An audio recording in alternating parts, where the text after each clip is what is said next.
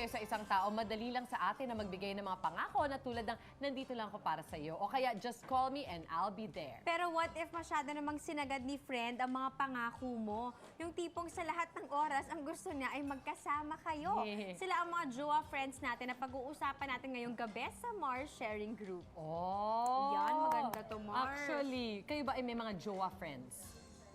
Ako talaga may jowa. Marami rin akong friends. Pag pinagsama sila, jowa Jowa friends. Ako meron din ako mga jowa friends, yung parang super close ko. Super close. Yun yung mga bestie, BFF. Na halos hindi na kayo mapaghiwalay. Actually, minsan nagkakaroon ng problema ganyan. Lalo ako may karelasyon talaga yung, sabihin natin yung guy. Okay. Meron siyang girlfriend talaga, pero may best friend siya, tapos babae din.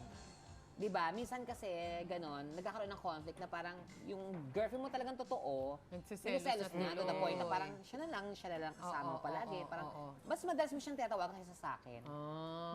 Diba? Naku, kaselos-selos naman talaga yan. Ikaw, Mars, may mga jowa friends ka ba? Naklingi ako, clingy sila sa akin. Oo, or vice versa. Siguro dati nung wala pa kaming mga jowa. Kasi usually yung mga ganito, tama. clingy ka sa friends mo kasi pare-pareho kayong single. Kasi Yes, pare-pareho tama. kayong walang ibang pinagkakaabalahan. Otherwise, like kami, nung friends ko ngayon, parang magkikita kami ang lahat, pero like twice a month. Kasi nga syempre, busy rin with other things. May trabaho, may jowa, tas ano-ano pa. Pero yung example siguro itong my sister, Okay. super jowa friends yung mga barkada niya. Kasi nga pare-pareho silang parang they like to hang out palagi, clingy sila palagi, nagsisleep over sa bahay, yung ganong levels ng pagiging clingy.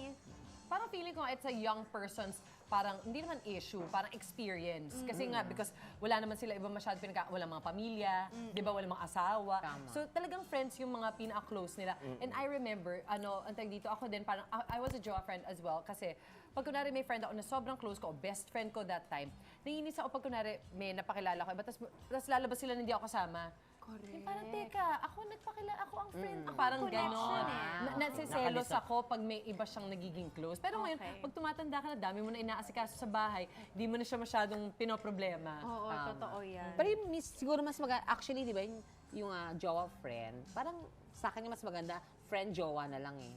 Di ba, dati kayong friend, tapos naging jowa mo na. Di ba? Ibang Mars, topic ibang yan. topic Mas naman okay yun. yung Ibang parang topic ganun. yan. Hindi, kasi yung minsan may mga tendency rin na nangyayari na yung friend mo talaga naging karelasyon mo eh. Di Oo ba? naman, madalas yung naman best yun. friend, yun doon na nag-turn out na yung sasabi natin, na de-develop sa isa't isa. Oo. Na kahit na may karelasyon tong isa, may karelasyon din to, it turning out na parang naghiwalay sa naging kayo. Sa akin, hindi ko kasi nararamdaman yun kasi... Kasi wala kang jowa, wala ka ring friend. Yun lang, I'm alone. Wala kang jowa. Hindi, wala akong jowa. Tapos yung mga kaibigan ko, mostly girls and, you know... So, clingy ka sa kanila. Parang syempre, yun yung pagkakaabalahan mo. Yun lang. Pero iba kasing Ay, iba pagtanggap kasi- ko sa clingy. Oo, iba kasi. Nagiinis talaga siya palagi. Clingy. Ano ba yan? Hindi niya nga alam kung ano yung clingy. for Alam ko yung sure. clingy. Oo, ano? Mga ganyan, no? Ay, friend. Hindi yan ganyan, hindi clingy yan. Masyado kang attached. Iba ang clingy. Pati may clingy sa'yo. Bakit yung sabihin sa'yo, malaman mo pa? Yun Sabihin mo na. Yun din yung parang attach. Yung talagang ayaw kang tantanan. Yes. Araw-araw gusto magkadikit kayo. Parang ganon. Parang nga magjowa nga kayo, pero actually same gender kayo, tapos best friends kayo. Oo. Eh, dumating na ba kayo sa point na medyo nasakal na kayo o medyo nakulitan na? Ayo. Sa friends nyo. May gano'n talaga. Minsan nakakainis talaga to the point na parang gano'n yung sobrang, kahit minsan anong oras, di ba? Yung sobrang ka-close mo na friend, yung mga ganyan na parang, 3 a.m. Oh, di yan, makatulog, mga girl. ganon. Usap tayo. Oh my God! O kaya, meet tayo, ganun, agad-agad. Oo. parang minsan yun ang hindi tama. Yun ang masama. Kaya you need to set some ano talaga, di ba? Eh, paano kung may pinagdadaanan siya, bagong break up, ganun, kaya parang... Siguro pwede natin kailangan- i-entertain yun. Oo. Di ba? Pero pag tagal na, Pag matagal na puro, ano to, te? Move on na, Hoy, move Tsaka ano pag to? everyday. Iba ang mata mo sa mata ko. Kailangan kong pumikit naman kahit paano. oh, eto na, paano ba ang tamang pag-set ng boundaries with a jowa friend nang hindi sila nasasaktan? O, na-mention mo yan, Mars, Donita. Ako nung sinabi ko kasi sa kanya, parang, pabiro na lang. Na parang tumawag siguro ng anong oras talaga yon. Wala, hindi na talaga dapat. Yung madaling This araw na. oras, kumbaga. Yes, so parang, hello, te, bakit? Ate, na-stress na. Alam mo, itulog mo muna yan, ha? Bakla ka. Ano to? Wala yan. Huwag mo na isipin yung problema na yan. Mag-uusap tayo tomorrow, ha? Oo, tsaka huwag kang tawag ng ganitong oras. Ginaganon ko talaga.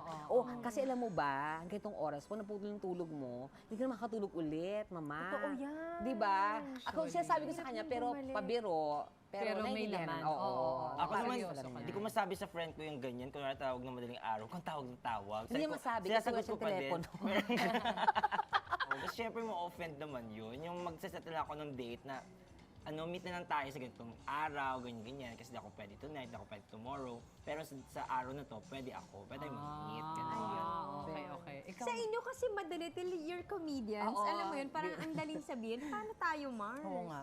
Actually, meron ako na friend na super good friend na din siya, may nag-aaya din sa akin. Tapos finally, eventually, sinabi ko rin sa kanya na, I can't always. Sabi ko, kasi may family ako. So parang every time I go out with you, especially on the weekend, hindi ko sila nakakasama. Tapos magtampo na sila. Yun din lang naman yung time namin pamilya na magsama-sama. Di ba, na walang pasok yung mga bata, wala kami trabaho mag-asawa. Sabi ko, at also, ayoko din sila makadevelop ng association na parang, ayan, pag siya yung nandito, laging nawawala yung nanay namin kasi tinatangay niya or lumalabas sila.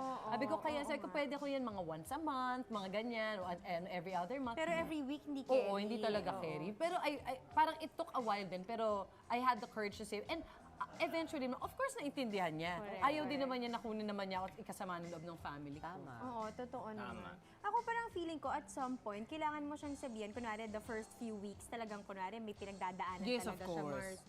Ganun, sasabihin mo talaga, dadamay mo. Pero after that, kailangan mo siyang sabihin na kailangan mo nang matutunan to accept it as it is. Parang kailangan mo matutunan mag-move on. Kasi kung ganito palagi, hindi ka mag-heal. Kasi kung feeling ko, kung totoong kaibigan mo siya, pwede or na ganun siya kaklingi sa'yo, ibig sabihin close talaga Super kayo. close, Para tama. isa ka sa mga tao talagang istorbohin niya ng madaling araw or yung kulitin. So siguro tuluan mo rin siya na parang hindi, kaya mo yan. Huwag mong isipin na hindi, kaya mo yan. Tapos parang hindi, wag mo siya masyadong i-baby. Tama. Doon sa sitwasyon na yun, hindi yung parang konting nandyan ka agad. Kasi hindi talaga siya makakabangon. Correct. Kung hindi mo siya tutulungan din na magsiset ka ng boundary in a nice way kasi mahal mo siya.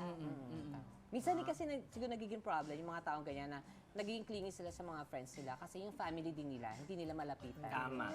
Yun yung point hindi nila also. masabi yung mga problems, Yes. yun yung sekreto na parang nahihiya sila, di ba? Usually, di ba, minsan yung iba pag nabuntis, hindi naman agad-agad sa magulang No, na nasabi sa oo kaibigan. nga. Totoo yan, Di ba? So Mars. parang, friend, buntis ako. Parang kung sasabihin sa nanay ko. So parang So ikaw family. talaga muna. Parang Yes. nabuntis ka 9 months later, malalaman na nila.